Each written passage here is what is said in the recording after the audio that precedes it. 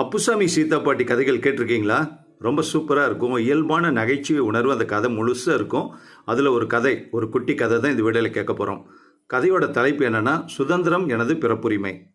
அப்புசாமிக்கு என்ன சுதந்திரம் இருக்குன்னு பார்க்கலாம். அவர் ஒரு நாள் ஒரு பிரபலமான எழுத்தாளரை போய் சந்திக்கிறாரு.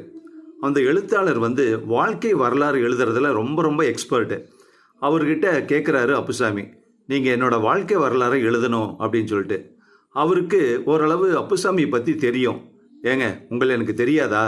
நீங்களும் உங்கள் பொண்டாட்டிக்கு பயந்துக்கிட்டு, அதாவது சீதா பாட்டிக்கு பயந்துட்டு வாழ்ந்துட்டுருக்கீங்க, ரொம்ப கேவலப்பட்டுட்ருக்கீங்க. அதை உங்கள் வாழ்க்கை வரலாறு நான் எழுதுனா கண்டிப்பாக அது உங்களுக்கு கேவலமாக முடியும் அப்படின்னு சொல்லியிருக்காரு. அவருக்கு அப்புசாமிக்கு உடனே கோபம் வந்துருச்சு. என்ன நீங்கள் இப்படி சொல்லிட்டீங்க? நான் இன்னொன்று என்னோடய மனைவிக்கு பயந்துட்டா இருக்கேன். என்னோட பொண்டாட்டி என்னை எந்த அளவுக்கு கொடுமைப்படுத்தியிருக்கா, கேவலப்படுத்தியிருக்காங்கிறதால நான் அப்படியே புட்டு புட்டு வைக்கிறேன். அதை பூரா அந்த கதையில் கொண்டு வந்துடுங்க அப்படின்னு சொல்லியிருக்காரு. அதே நேரத்தில் உடனே ஒன்று சொன்னாராம், இது மாதிரி நீங்கள் கதை எழுதுனதுக்கப்புறம் ப்ரூஃப் காமிக்கிங்கல்ல, அதை கொண்டு போய் என்னுடைய மனைவிட்ட காமிச்சு ஒரு அப்ரூவல் வாங்கினதுக்கப்புறம் நான் உங்ககிட்ட சொல்கிறேன். அதுக்கப்புறம் தான் நீங்கள் அந்த புக்கை பப்ளிஷ் பண்ணணும். ஏன்னா என்னுடைய சரித்திரத்தை நீங்கள் வெளியிடுறேன்னு சொல்லிட்டு நாளைக்கு அதுவே எனக்கு ஒரு தரித்திரமாக முடிஞ்சிடக்கூடாதுல்ல அப்படின்னு சொன்னாராம்.